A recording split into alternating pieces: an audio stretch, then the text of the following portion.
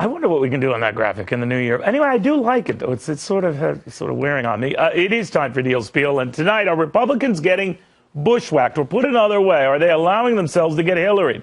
I ask because you would think with Jeb Bush's latest announcement that he's quitting all his private and public boards, that he's pretty much all but running for president right now, and other candidates just pack up and leave. Again, with all respect to the former governor, says who? The same Hillary Clinton loyalists who say that she's inevitable, so all others just go away? Now, I take nothing away from either candidate's name recognition, but who is to say that warrants Hillary Clinton's or Jeb Bush's coronation more than a year before so much as a caucus? Don't you find this a little ridiculous? Now, you would think we'd learn from history that those who anoint themselves early have a habit of burning out early. Hillary Clinton herself comes to mind back in 2008. Now, that is not to say the former Secretary of State or the former Florida governor wouldn't and couldn't be impressive candidates. They probably could and would be. But at the expense of even thinking about other candidates, clearly the danger with Jeb Bush's folks announcing stuff like this early is to make an early run of the money guys in the hope that they don't run somewhere else. As if money guys are money guys because they're pretty good at investing in winners, or they wouldn't even have the money guys. So they're not stupid. And they shouldn't be capped by candidates trying to strong arm them as if they were. If Jeb Bush is trying to keep Mitt Romney out or Marco Rubio out, that's his business. But his people shouldn't be signaling what's inevitable when not even a single candidate has formally entered this business and the fight to be the next president of the United States. Take it from New Jersey Governor Chris Christie. Intimidation only gets you so far until the folks who hear you huff and puff take it upon themselves to just up and look elsewhere.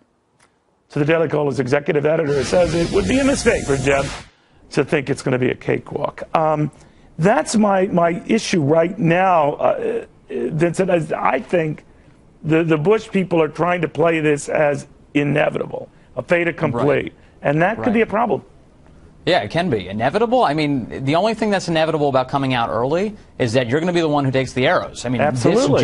Jeb Bush is that kid who's sprinting out in the middle of the dodgeball court right now, hoping the rest of the team is close behind him. But that's not the case. Everybody's throwing the dodgeballs at him. He's definitely the early target now because he's made himself the early announcer. Don't allow the theatrics of I'm considering a run, all this stuff to distract you. He is taking very intentional steps to run for president of the United States. And now, you know, he's going to obviously take the heat for that decision. And I don't know if he's ready. I mean, look at this. He's been 12 years away from a public campaign. Twitter didn't even exist the last time he ran for office. This guy's going to be a little rusty out the gate. I'm sure of that. All right. Whether he is or not, I guess what I'm asking, and maybe a stupid question on my part, is I understand you want to attract the money guys early on and get them to support you because presidential runs are not a sprint, more like a marathon. And other candidates might emerge early on, or Rand Paul or some of these others, but they don't have the stick-to-itiveness financially to wear down the other guys and win. That's where when Mitt Romney discovered that you have the money, you can afford a few early bumps. George Bush himself discovered that you can withstand a John McCain counterattack. But by and large, money gives you durability. And then that's what Bush is looking for. A tremendous number of advantages that come from money. And that's why, you know, Mitt's team's probably thinking to itself right now, hey, look, if we get rid of Christie, if we are able to get rid of Mitt, then this is a clear field for us. We're sailing right through the nomination. In other words, have them all go around the so-called mainstream label. He will be the mainstream candidate. Another might emerge on the more conservative camp, but that he would block them. And that's the idea.